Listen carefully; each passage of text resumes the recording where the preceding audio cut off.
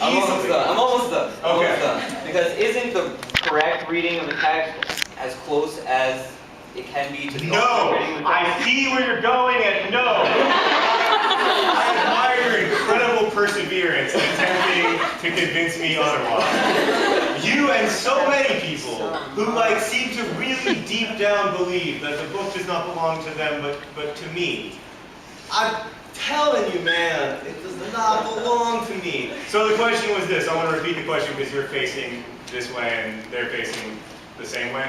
The question was that in my videos and in my blog TV shows, like I do shows on this website, Blog TV, where you can watch me live, it's just like this, except lower risk of infection. And when I do those blog TV shows, I often talk about how, well, you know, I don't know if you guys feel this way, but a lot of people feel like English classes ruin books because they make you overanalyze them, and they make you you have to you destroy the reading in the process of reading it critically.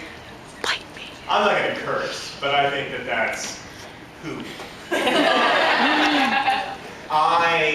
And respectfully, again, in the same way that I can say that I think it's hooey because I used to not think it was hooey. Here's why I think it's hooey, man.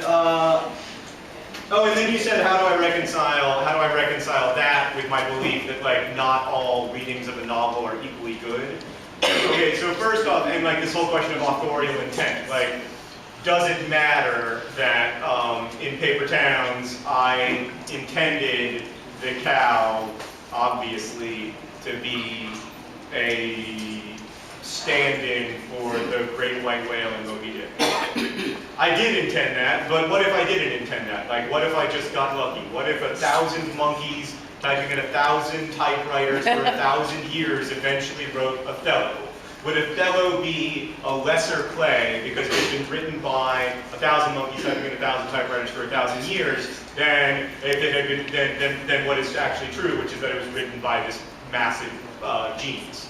I would argue that it's the same dang play whether it was written by William Shakespeare or a chimpanzee typing random letters, because what matters is not what I did as an author. What matters is what you do as a reader, right?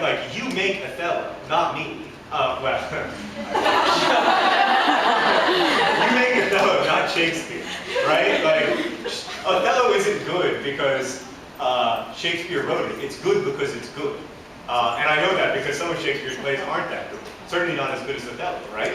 So I would argue that authorial intent doesn't matter because reading books and English classes are not some randomly constructed thing that was put in your way to make your life suck. And I know that that's super hard for you to understand at this moment in your lives, which is really unfortunate because now if I could take an English class, I'd be so much better off. But English classes and reading critically, these are not obstacles in your path. These are not, neither is math, but they're not math problems. Okay, it's not we want you to figure out the code for the sake of figuring out the code.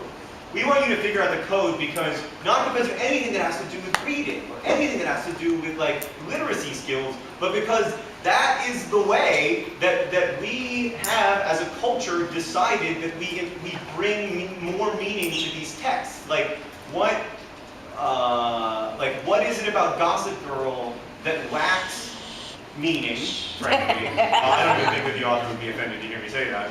What is it about Gossip Girl that has that sort of emptiness to it versus Moby Dick, which is a much harder book to read and much less fun to read, but you're not reading it for fun, you're reading it to learn how to be a person in a world that's full of people. And that's what I would argue, that reading isn't, we have to get past the idea that reading is something that we're supposed to do merely for, I'm trying to find ways not to curse.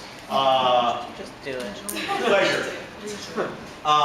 Reading is not something that we do merely for pleasure. Reading is something we learn to read critically because it allows us to better understand what it's like not only to be ourselves, but most importantly to be other people.